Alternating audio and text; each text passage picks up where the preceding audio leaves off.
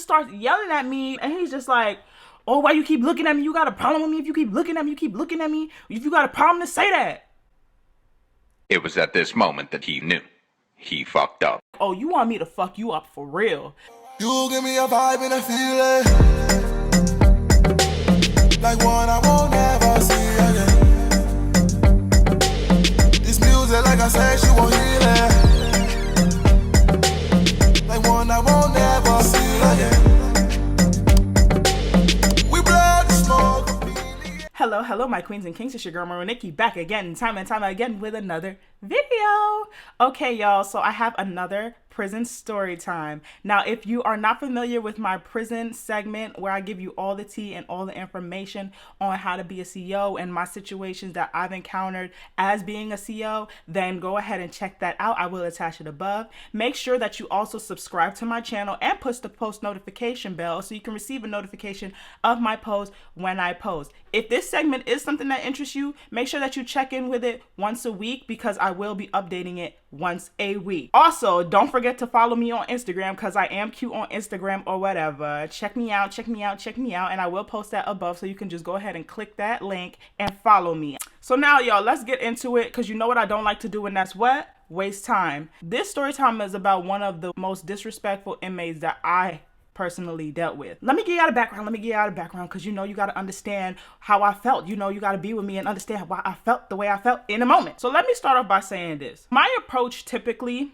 as a CO when I was working was that if I felt like we were having a problem, I would pull you to the side first and talk to you because I'm not the type of person that's gonna write charges. Charges are pretty much write-ups that goes in your file, could affect your good time if you've done a lot and things like that. So I'm not really a fan of charges. If you do something that I just cannot look past, there's not gonna be any words, you will be served the paperwork. I'm gonna write your dumb ass up. We don't really have problems over here with me because I'm the type of person where I'm not afraid to pull up on you and I'm not afraid to pull you to the side and ask you what's wrong. I was the type of officer that demands respect because I give so much respect. Every officer has a pet peeve. My biggest pet peeve is talking during count procedure. Count procedure is pretty much when you count all the inmates during a certain time. And if your number is off, that means that you don't know where an inmate is. And if you don't know where an inmate is, then you have a problem. That insinuates that they could have escaped or something could be going wrong. And that will get you written up. That will potentially get you fired. This building here that I was working at, I was volunteering at this building. So my building was considered the worst of the worst that I was assigned to. And when I got in there, that was no longer the worst of the worst. It was damn near a hotel because you're not about to come in there and start acting rowdy as long as I'm on shift. Save that for another shift. As long as I'm on post, you better not give me a reason to write you up because I really don't like doing paperwork. And if you make me do paperwork, hell is gonna break loose. Okay. When I first came to this building and I saw how rowdy and out of control it was, how these guys were just loud and the lack of respect, it was just like, okay. I literally said to myself, oh yeah, this building needs to be broken in a little bit. They have no type of training. I was like, all right, we're going to implement some ground rules because as long as I'm present, you're going to have to fall in line. You can do whatever you want to do with whoever else, but as long as I'm in this motherfucker, you're going to fall the fucking line. I was doing count procedure. And I was going down the line. Now, during count procedure, the guys have to get up out of their beds or come from wherever they were and stand at the end of their bunks. And they have to line up in rows. And it's 80 on one side, 80 on the other side. So a total of 160 guys. And you have to walk down each aisle by yourself and count the heads. I do not like talking during my count because it throws off my number. Like I said, you can get written up or you can be in a lot of trouble for fucking up the count. So when I was walking all the way down, I noticed that there was this guy and he was laughing and kikiing and snickering. I made a comment to him and I said, do not talk during my count. He stopped talking. So as I go down and I go around to the other row and I'm counting the other guys, I hear back over there, he's laughing and snickering and kikiing. So I stopped midway during my count because you got to treat them like children. You doing all that talking and stuff like that, I'm just going to stop. And everybody's just going to have to stand and stare at you until someone gets fed up and tells you to shut the hell up. So that's what they did. After count was done and count was cleared, all the inmates were accounted for, everything was good. I pulled him to the side and I said to him, let me talk to you real quick. And he was like, okay, what's up? I was like, hey, I noticed you was talking and laughing during my count. Moving forward, please don't talk during my count. I don't play about that. I'm very serious about that, okay? And he had an attitude. He was like, okay, well, I wasn't talking during your count. I wasn't talking during your count. I was like, okay, but I saw you. I saw you. Let me describe this man to you. He was about 6 foot, lanky white boy. He had like this wet cut. I don't know, it was like a little short cut, but his hair looked very like, I don't know, greasy. And I was just looking at him like, little boy, you are about like 120 pounds soaking wet. Please do not play with me. Stop playing with me. Stop playing with me. Like, you sitting here saying, oh, I didn't talk during your count. I didn't talk during your count. I said, look, I saw you. We know you was talking in my count. I'm not about to write you up or nothing, but just know moving forward, I'm letting you know, don't speak during my count, and that's final. I never usually have to get that stern with it. I usually just be like, hey, why were you talking during my count? And they be like, yo, I'm so sorry. Like, I'm not even gonna do that no more, and it be done. So it's like, why is you acting like this? You bucking up and getting crazy. So after that, I was doing my rounds. I'm talking to the guys. Everything's going perfectly fine. So I don't know what it was. I feel like I was just upsetting the demon in his spirit because he was just so upset seeing me walking around and talking to people. I don't know what was wrong. I'm casually talking to somebody and he literally is burning a hole in the side of my head. But I'm paying him no mind because it's like, what you gonna do? You're not gonna do nothing, so it is what it is. You can stare all day. But out of nowhere, like, he just snaps and he just starts yelling at me as soon as I get in the vicinity of him. And he's just like, oh, why you keep looking at me? You got a problem with me? If you keep looking at me, you keep looking at me. If you got a problem, to say that. It was at this moment that he knew. He fucked up. One thing about me,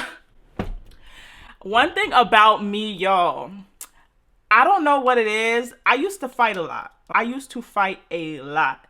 So if you start moving your neck like this, if you start doing all of that extra movement, to me, that means that you want to fight. It's just deep rooted in me that if you moving too much, I don't like that. All that extra movement, you kind of sparking something up in my mind, all right? Like, what you trying to get into? What you trying to get into? What you trying to start right now? Is what my mind is saying, because what's all that? What's all that? And it's giving very feminine energy because only females I be coming across do that. They be like all that. What's up? What's up, sis? Because I'll beat the fuck out you. What's up? You got a problem? Let me know. I said to him, I was like, what are you talking about? Because now I'm getting aggressive. You getting me tight because it's like you're in front of all of these guys like screaming and trying to prove a point. And I think it's just so funny how you trying to put on a show. I pulled you to the side and we could have had a conversation and we could have left it like that. But now you in front of all your little skinhead friends and all your little fucking Asatru friends and shit. And now you want to get crazy. I said to this motherfucker, I looked at him, I said, I tried to pull you to decide. Yeah, I was emphasizing on my words like that. I said, I tried to pull you to decide, but since you want to act up and act like you got a problem with me, then let me know what's up. Stop playing with me because I'm not the one. Run up, get done up. Run up, get done up. So he started realizing that I'm not one of those people. I come out very sweet, very kind. But if I feel like you're trying to disrespect me, then I don't give a fuck. I turn into a whole bitch. He was like, so what? You want my ID or something? I was like, motherfucker, give me your ID. Yeah. Because since you want to act like that, since you want to put on a show in front of everybody, I wasn't going to violate you. But now I'm about to violate you. Give me your fucking ID so I can write you the fuck up, stupid. Give me your fucking ID. So he goes, he get mad. He gonna give me his ID. So I was like, give me this shit. I said to him, you must want to charge so bad. I wasn't going to give you a charge, but since you want to charge so bad, I'm going to give it to you. And for real, sometimes they be wanting charges so they can get out of the situations that they're in. But this didn't feel like one of those instances.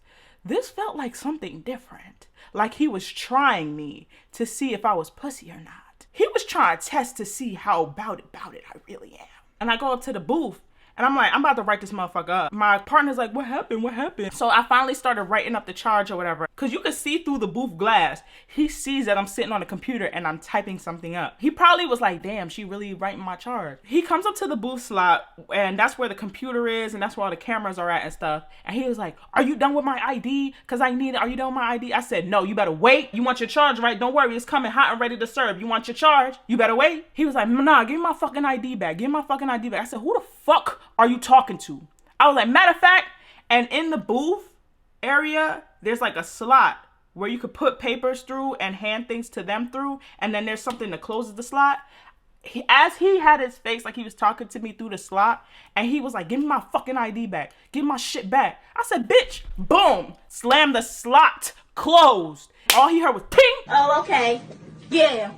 Oh, okay. Like, it can't hurt them. It doesn't touch your skin. It's like a whole tunnel through. It wasn't gonna hurt him, y'all. But I slammed it just to show him, like, bitch, I run this. I don't know why you keep trying to test me, but I run this shit. Stop playing with me. Stop playing with me. Stop playing with me. Why you always going off? Get back up off me. I'm about to really knock you right now. After that, I wrote the charge up and I submitted the charge. He comes back up to the slot when he realizes that I'm done with the computer. And he was like, give me my ID. Give me my ID. And I said, I'm already done with your ID. And your charge is already submitted. So you will see that very soon. So when I handed him his ID through the slot, he reached through the slot and snatched that shit right off of me. My hand, like, was like this because I was holding on to it. Oh my God, yo. Oh my God.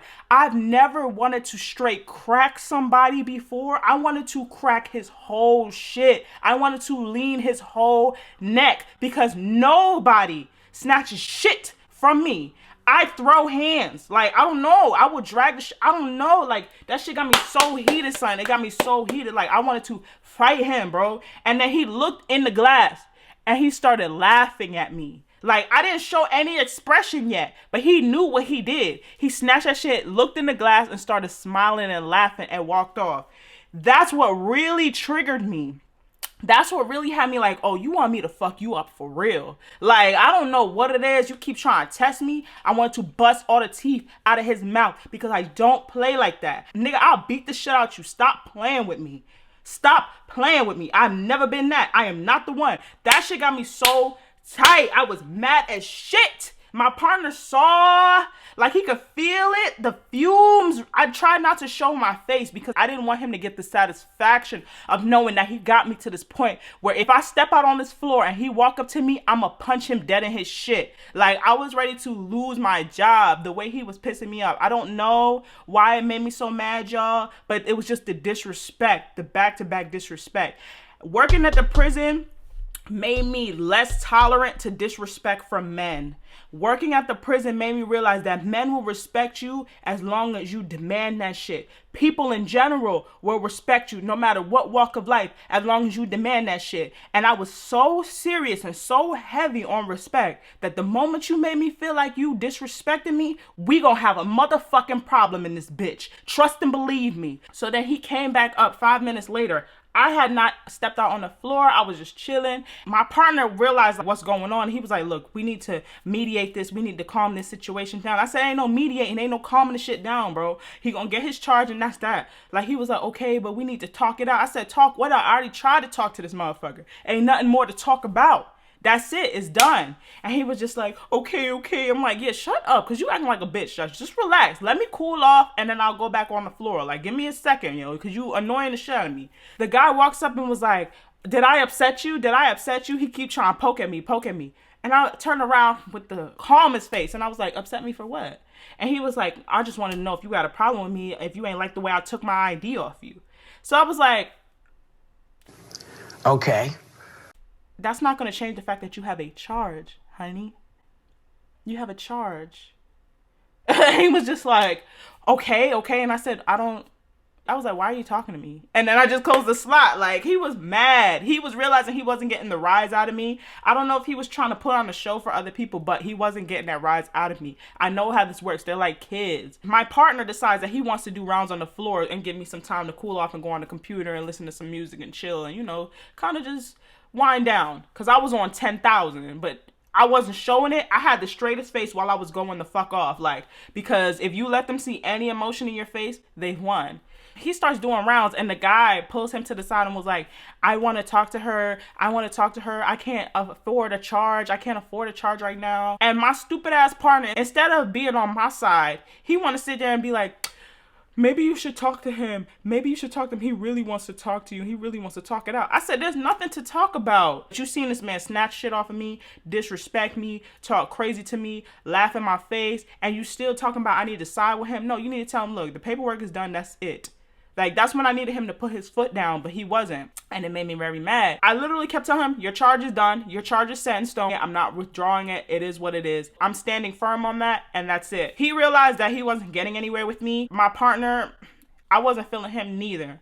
So when he walked back to his bed, that was that. He and I never spoke again. Whatever happened after that is none of my damn business. I was just passing through this building, but you should know better. And I'm not the type of person that's gonna sit here and play like, oh my God, why are you yelling? Why are you being so mean? Bitch, I'm the one. I'm the one and the two. Okay, that was the end of that. I will have more story times and more informative videos on how to be a CEO and my experiences as a CEO. So just stay tuned to the playlist and you will get all the information, all the tea, everything that you need to know. Do not hesitate to ask me questions, DM me questions on my Instagram or whatever if you want me to talk about anything in particular. If you're still with me, thank you for watching this video, because you didn't have to. And my queens and kings, I want you to stay blessed and stay royal. Bye-bye.